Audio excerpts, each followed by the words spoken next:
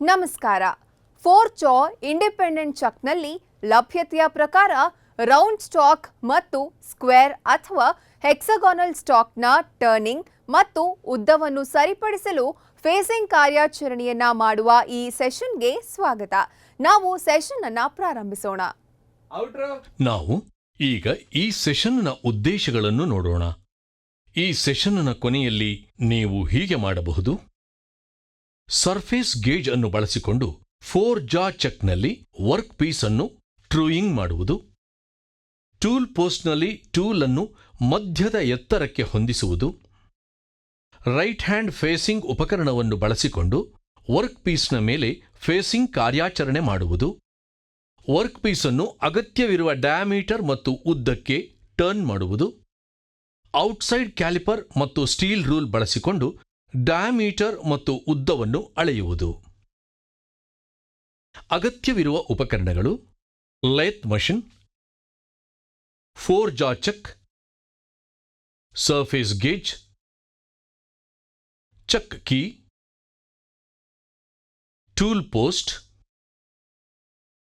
Right hand facing tool, shims, tools spanner, turning tool, outside callipers, steel rule. Tool ಪೋಸ್ಟ್ನಲ್ಲಿ tool setting ಮಾಡುವ ಬಗ್ಗೆ ಚರ್ಚಿಸೋಣ. ಉಪಕರಣದ clamp ಅನ್ನು ಅದರ ಆಕ್ಸಿಸ್ ಲೇತ್ನ ಆಕ್ಸಿಸ್ಗೆ ಲಂಬವಾಗಿರುವಂತೆ ಮಾಡಬೇಕು. ಉಪಕರಣದ ತುದಿಯು ವರ್ಕ್ ಪೀಸ್ನ ಮಧ್ಯಭಾಗದಲ್ಲಿರಬೇಕು. ಟೂಲ್ ಪೋಸ್ಟ್ ಸೀಟಿಂಗ್ ಫೇಸ್ ಅನ್ನು ಸ್ವಚ್ಛಗೊಳಿಸಿ ಮತ್ತು ಸೀಟಿಂಗ್ ಫೇಸ್ ಮೇಲೆ ಶಿಮ್ಸ್ ಅನ್ನು ಇರಿಸಿ. ಸೀಟಿಂಗ್ ಫೇಸ್ ಗೋಡೆಯ ವಿರುದ್ಧ ಹಿಂಬದಿಯ ಬಟಿಂಗ್ನೊಂದಿಗೆ ಉಪಕರಣವನ್ನು ಶಿಮ್ಸ್ನ ಮೇಲೆ ಟೂಲ್ ಪೋಸ್ಟ್ನಲ್ಲಿ ಇರಿಸಿ. ಟೂಲ್ ಪೋಸ್ಟ್ನ ಸೆಂಟರ್ ಸ್ಕ್ರೂನಿಂದ ಉಪಕರಣವನ್ನು ಬಿಗಿಗೊಳಿಸಿ.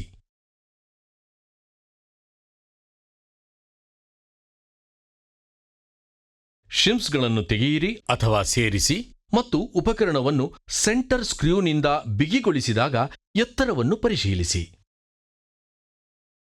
ಅದೇ ಪ್ರಮಾಣದ ಪ್ರೆಷರ್ ಅನ್ನು ಪರ್ಯಾಯವಾಗಿ ಹಾಕುತ್ತಾ ಇತರ 2 ಟೂಲ್ ಹೋಲ್ಡಿಂಗ್ ಸ್ಕ್ರೂಗಳನ್ನು ಬಿಗಿಗೊಳಿಸಿ. 2 ಸ್ಕ್ರೂಗಳು ಸಂಪೂರ್ಣ ಹಿಡಿತದ ಪ್ರೆಷರ್ ಅನ್ನು ಹೊಂದಿರುವಾಗ ಸೆಂಟರ್ ಸ್ಕ್ರೂ ಅನ್ನು ಸಂಪೂರ್ಣವಾಗಿ ಬಿಗಿಗೊಳಿಸಿ. ಸರ್ಫೇಸ್ ಗೇಜ್ ಬಳಸಿ ಎತ್ತರವನ್ನು ಮತ್ತೊಮ್ಮೆ ಪರಿಶೀಲಿಸಿ.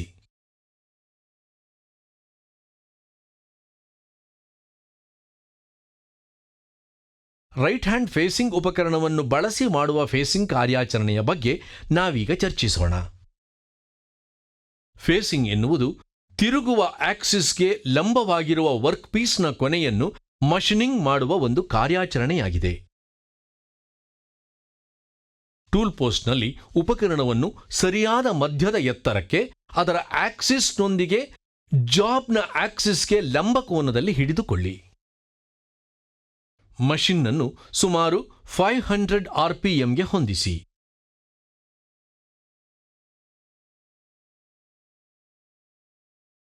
ಮೆಷಿನ್ ಪ್ರಾರಂಭಿಸಿ ಮತ್ತು ಟೂಲ್ ಪಾಯಿಂಟ್ ಅನ್ನು ಕೇಂದ್ರದಿಂದ 4 to 5 ಮಿಲಿಮೀಟರ್ ದೂರದಲ್ಲಿ ಜಾಬ್ನ ಫೇಸ್ಗೆ ಸ್ಪರ್ಶಿಸಿ ಮತ್ತು ಮೇಲಿನ ಸ್ಲೈಡ್ ಗುಣಾಂಕವಿರುವ ಕಾಲರನ್ನು ಶೂನ್ಯಕ್ಕೆ ಹೊಂದಿಸಿ. ಮೇಲಿನ ಸ್ಲೈಡ್ನಿಂದ ಜಾಬ್ನ ಒಳಗಿನ ಫೇಸ್ಗೆ ಸುಮಾರು 0.5 mm ಉಪಕರಣವನ್ನು ಫೀಡ್ ಮಾಡಿ. ಟೂಲ್ ಪಾಯಿಂಟ್ ಮಧ್ಯಭಾಗವನ್ನು ದಾಟುವವರೆಗೆ ಕ್ರಾಸ್ ಸ್ಲೈಡ್ ಮೂಲಕ ಜಾಬ್ನ ಮಧ್ಯಭಾಗದ ಕಡೆಗೆ ಉಪಕರಣವನ್ನು ಫೀಡ್ ಮಾಡಿ. ಟಾಪ್ ಸ್ಲೈಡ್ ಮೂಲಕ ಜಾಬ್ನ ಒಳಗೆ ಉಪಕರಣವನ್ನು 0.5 mm ಮತ್ತಷ್ಟು ಮುನ್ನಡೆಸಿ. ಅಗತ್ಯವಿರುವ ಪ್ರಮಾಣದ ವಸ್ತುಗಳನ್ನು ತೆಗೆದುಹಾಕುವವರೆಗೆ ಅನುಕ್ರಮವನ್ನು ಪುನರಾವರ್ತಿಸಿ.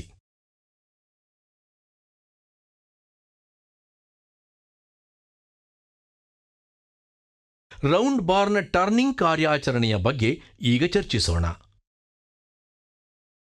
ಉಪಕರಣವನ್ನು ಟೂಲ್ ಪೋಸ್ಟ್ನಲ್ಲಿ ಇರಿಸಿ.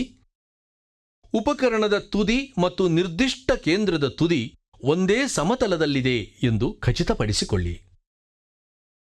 ಸರ್ಫೇಸ್ ಗೇಜ್ ಬಳಸಿ ಟ್ರೂಯಿಂಗ್ ಕೆಲಸವನ್ನು ನಿರ್ವಹಿಸಿ ಮತ್ತು ಫೇಸಿಂಗ್ ಕಾರ್ಯಾಚರಣೆಯನ್ನು ನಿರ್ವಹಿಸಿ. ಸುಮಾರು 40 mm ಉದ್ದಕ್ಕೆ ಟರ್ನಿಂಗ್ ಕಾರ್ಯಾಚರಣೆಯನ್ನು ಮಾಡಿ.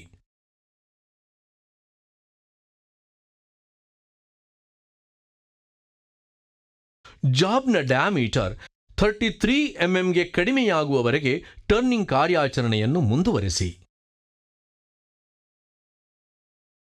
ಜಾಬ್ ಅನ್ನು ಹಿಂದೆ ತಿರುಗಿಸಿ ಮತ್ತು 4 ಜಾ ಚಕ್ನಲ್ಲಿ 33 mm ಸೈಡ್ ಅನ್ನು ಹಿಡಿದಿಡಿ.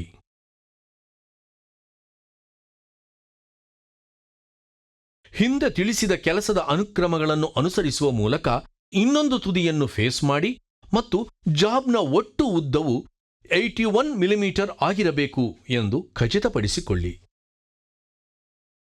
ಟೂಲ್ ಪೋಸ್ಟ್ನಲ್ಲಿ ಟರ್ನಿಂಗ್ ಟೂಲ್ ಅನ್ನು ಹೊಂದಿಸಿ ಮತ್ತು ಟೂಲ್ನ ತುದಿ ಹಾಗೂ ಸೆಂಟರ್ನ ನಿರ್ದಿಷ್ಟ ತುದಿ ಒಂದೇ ಸಮತಲದಲ್ಲಿದೆ ಎಂದು ಖಚಿತಪಡಿಸಿಕೊಳ್ಳಿ. ಉಳಿದ ಉದ್ದಕ್ಕೆ ಟರ್ನಿಂಗ್ ಕಾರ್ಯಾಚರಣೆಯನ್ನು ಮಾಡಿ.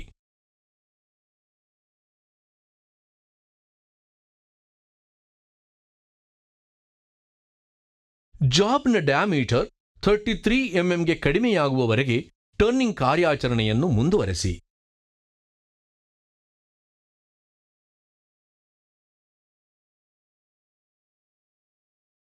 ಸ್ಟೀಲ್ ರೂಲ್ ಮತ್ತು ಔಟ್ಸೈಡ್ ಕ್ಯಾಲಿಪರ್ಗಳೊಂದಿಗೆ ಡೈಮೆನ್ಷನ್ಸ್ಗಳನ್ನು ಪರಿಶೀಲಿಸಿ.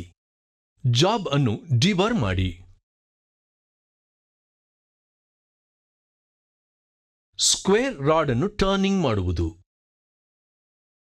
ಸ್ಕ್ವೇರ್ ರಾಡ್ ಅನ್ನು ಆಯ್ಕೆ ಮಾಡಿಕೊಳ್ಳಿ ಮತ್ತು ವರ್ಕ್ ಪೀಸ್ 100 mm ಉದ್ದ ಮತ್ತು 40 mm ಸ್ಕ್ವೇರ್ ಆಕಾರದಲ್ಲಿದೆ ಎಂದು ಖಚಿತಪಡಿಸಿಕೊಳ್ಳಿ. ಸ್ಕ್ವೇರ್ ರಾಡ್ ಅನ್ನು 4 ಜಾ ಚಕ್ನಲ್ಲಿ ಸುಮಾರು 50 mm ಉದ್ದಕ್ಕೆ ಹಿಡಿದಿಡಿ.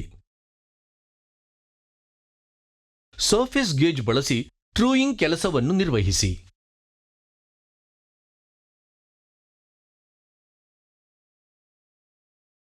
ಟೂಲ್ ಪೋಸ್ಟ್ನಲ್ಲಿ ಫೇಸಿಂಗ್ ಟೂಲ್ ಅನ್ನು ಹೊಂದಿಸಿ.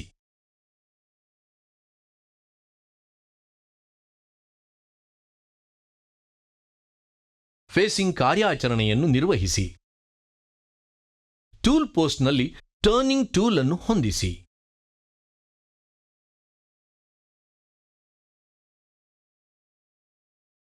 ಡಯಾಮೀಟರ್ ಅನ್ನು 24 mm ಮತ್ತು ಉದ್ದವನ್ನು 36 mm ಇಳಿಸಲು ಟರ್ನಿಂಗ್ ಕಾರ್ಯಾಚರಣೆಯನ್ನು ಮಾಡಿ. ಸ್ಟೀಲ್ ರೂಲ್ ಮತ್ತು ಔಟ್ಸೈಡ್ ಕ್ಯಾಲಿಪರ್ಗಳೊಂದಿಗೆ ಡೈಮೆನ್ಷನ್ಸ್ ಅನ್ನು ಪರಿಶೀಲಿಸಿ. ವರ್ಕ್ ಪೀಸ್ ಅನ್ನು ಡಿಬರ್ ಮಾಡಿ. ಹೆಕ್ಸಗನ್ ಆಕಾರದ ರಾಡ್ ಅನ್ನು ಟರ್ನಿಂಗ್ ಮಾಡುವುದು. ಹೆಕ್ಸೋಗನಲ್ ರಾಡ್ ಅನ್ನು ಆಯ್ಕೆ ಮಾಡಿಕೊಳ್ಳಿ ಮತ್ತು ವರ್ಕ್ ಪೀಸ್ 120 mm ಉದ್ದ ಮತ್ತು 23 mm ಸೈಡ್ ಅನ್ನು ಹೊಂದಿದೆ ಎಂದು ಖಚಿತಪಡಿಸಿಕೊಳ್ಳಿ. ಹೆಕ್ಸೋಗನಲ್ ರಾಡ್ ಅನ್ನು 4 ಜಾ ಚಕ್ನಲ್ಲಿ ಸುಮಾರು 50 mm ಉದ್ದಕ್ಕೆ ಹಿಡಿದಿಡಿ. ಸರ್ಫೇಸ್ ಗೇಜ್ ಬಳಸಿ ಟ್ರೂಯಿಂಗ್ ಕೆಲಸವನ್ನು ನಿರ್ವಹಿಸಿ. ಟೂಲ್ ಪೋಸ್ಟ್ನಲ್ಲಿ ಫೇಸಿಂಗ್ ಟೂಲ್ ಅನ್ನು ಹೊಂದಿಸಿ.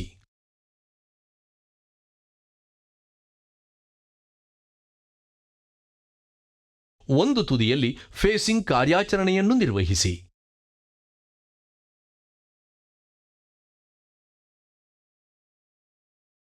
ಟೂಲ್ ಪೋಸ್ಟ್ನಲ್ಲಿ ಟರ್ನಿಂಗ್ ಟೂಲ್ ಅನ್ನು ಹೊಂದಿಸಿ.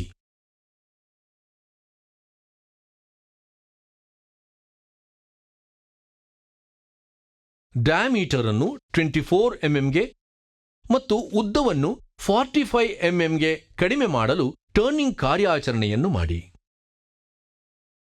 ಸ್ಟೀಲ್ ರೂಲ್ ಮತ್ತು ಔಟ್ಸೈಡ್ ಕ್ಯಾಲಿಪರ್ಗಳೊಂದಿಗೆ ಡೈಮೆನ್ಷನ್ಸ್ ಅನ್ನು ಪರಿಶೀಲಿಸಿ.